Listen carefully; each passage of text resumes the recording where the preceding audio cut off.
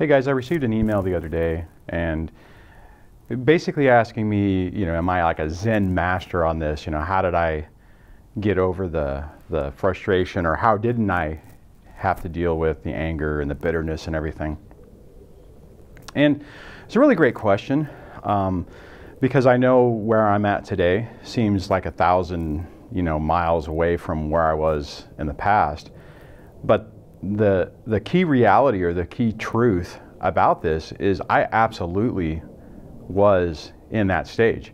I went through that bitterness and that anger and the rage and just the, what near hate on the situation, what had happened, why it was happening.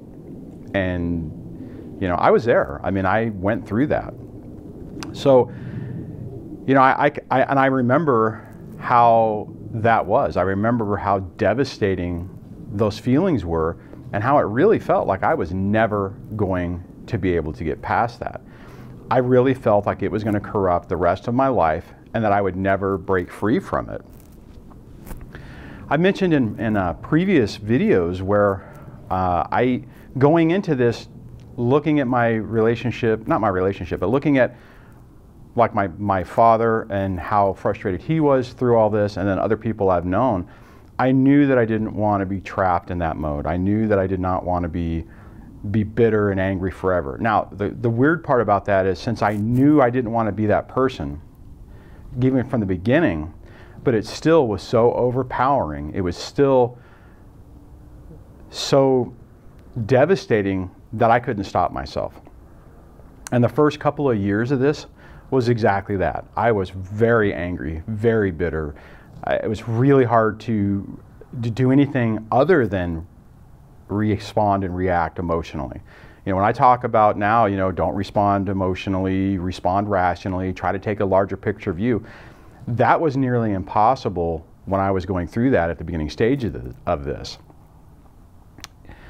It's really tough because when you're going through that, it feels like you won't ever get through it. It feels like you are so angry, so bitter, so just filled with rage that how are you ever going to get away from that? How is that ever going to leave you?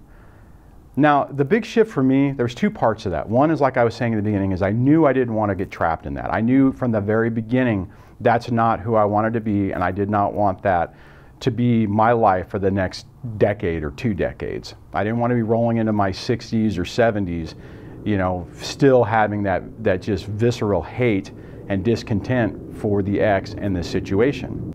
Okay, so here's the deal. When going through this first part of this, you are going to have to go through that. That is, you're not going to be able to bypass the anger, hate, discontent, bitterness phase. You're not. You're going to, you have every right to feel that way, and you're dealing with a lot of emotions, and there's a lot there.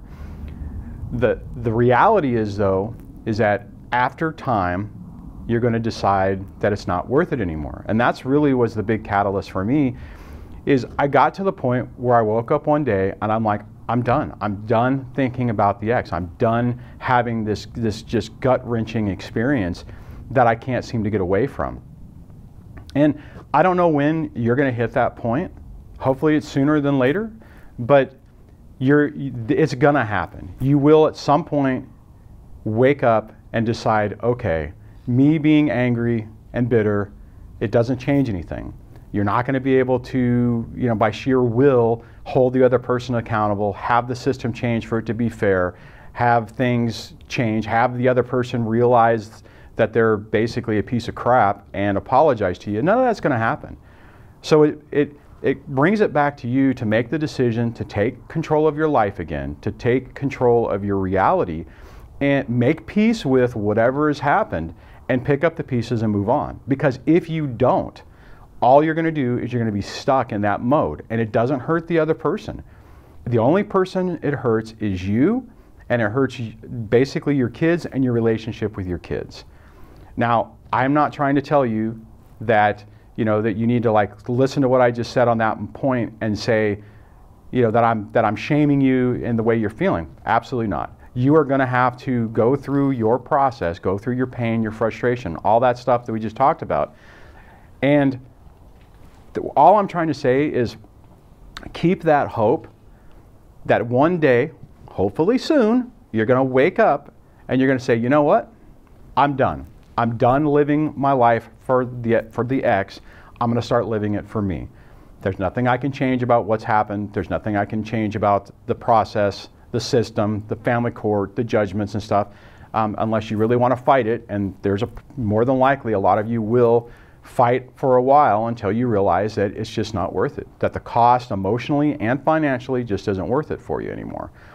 You have to come to that realization yourself. I did too. I fought back. I did everything I needed to do. I played my part in the game until I reached the point where I said, okay, I've done what I need to do and I'm okay. And I don't want to give her any more of my energy or my attention. So I appreciate the person who sent the email on that and asked that question, because it really was an outstanding observation. And I just, that's kind of the premise for a lot of the stuff on this channel. And what I mean is that to try to demonstrate that I was where you are right now.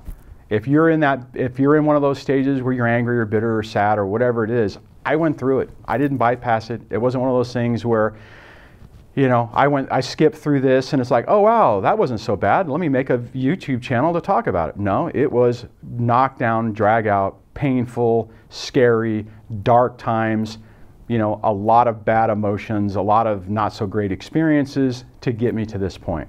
You're going to get here too. It takes time. It takes effort. You have to work at it. You have to decide that you don't want to be angry at the person anymore too. And then you have this new life awaiting you. So on that, I'm going to wrap it up because, man, it's freaking cold out here. And I'll chat with you guys in the next video. Take care. Bye.